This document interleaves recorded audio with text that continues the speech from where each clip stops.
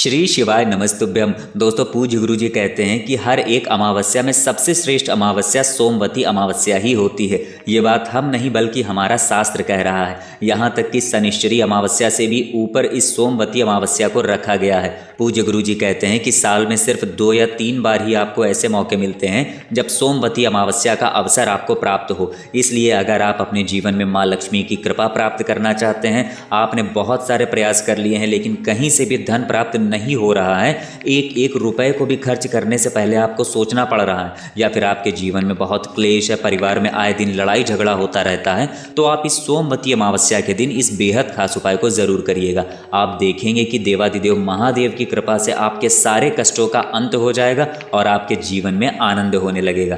तो चलिए जानते हैं इस खास उपाय को, लेकिन उससे पहले एक प्रार्थना, अगर आप चैनल पर नए हैं तो कृपया चैनल को सब्सक्राइब अवश्य कर लें। पूज्य गुरु जी कहते हैं कि जितने भी ग्रह हैं वो इस सोमवती अमावस्या के दिन चंद्रदेव के साथ मिलकर भगवान शिव की आराधना करते हैं, उनकी पूजन करते हैं, ध्यान करते हैं। इसलिए इस सोमवती अमावस्या के दिन किया गया दान पुण्य सत्कर्म हमारे जीवन को सफल बनाता है, हमारे कष्टों को काटता है, हमें उन्नति के नए नए शिखर प्राप्त होते हैं। देखिए, इस उपाय के लिए पूज्य गुरु जी कहते हैं कि आपको जरूरत पड़ेगी कुछ काले तिल की। आप लोग थोड़े से काले तिल घंटे या 2-3 घंटे के लिए शुद्ध जल में भिगोकर रख देंगे। उसके बाद इन काले तिलों को जल से निकाल कर किसी साफ पात्र में पीस लेंगे। लेकिन पूज्य गुरु जी कहते हैं कि आप इन काले तिलों को मिक्सर में नहीं पीसेंगे, अन्य किसी भी शुद्ध साफ पात्र में पीस लेंगे, या बेलन से या फिर अन्य किसी पात्र से कूट लेंगे। इसके बाद इन पिसे हुए काले तिल को एक छोटी सी कटोरी में या अन्य किसी छोटे पात्र में रख लेंगे। फिर इसमें थोड़ा सा पीला चंदन मिलाकर इसका लेप तैयार कर लेंगे।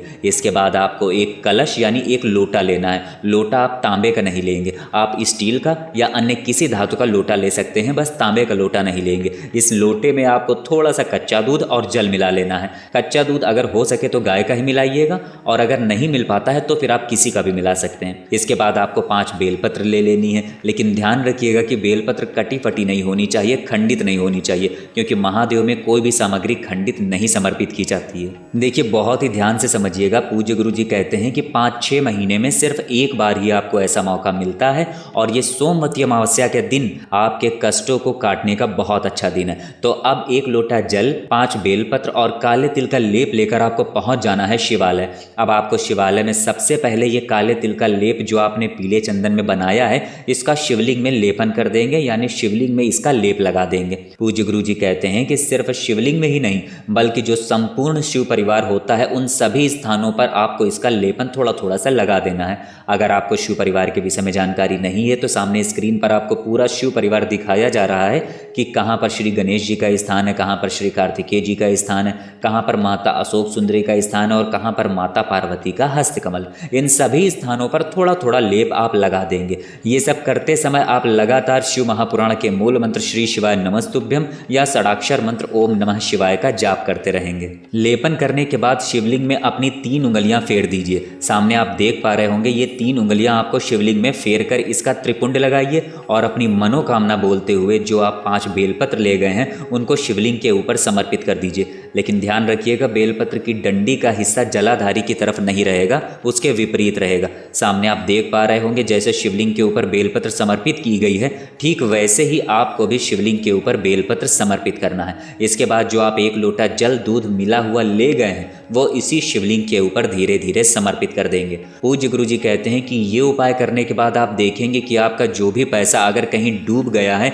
निकल ही नहीं पा रहा, या धन आने का रास्ता ही नजर नहीं आ रहा है, बहुत ही कष्ट है जीवन में, तो सोमवती अमावस्या का ये उपाय आपके जीवन से इन सारे कष्टों का अंत कर देगा। तो अगर आप लोगों के जीवन में भी कष्ट या धन से संबंधित समस्या चल रही है तो पूज्य गुरु जी का ये उपाय जरूर करिएगा। तो दोस्तों, ये था पूज्य गुरु जी द्वारा बताया गया सोमवती अमावस्या के दिन का एक बेहद खास उपाय। अगर आप लोगों को जानकारी अच्छी लगी हो तो वीडियो लाइक करिएगा। मिलते हैं फिर एक नए वीडियो के साथ। श्री शिवाय नमस्तुभ्यम।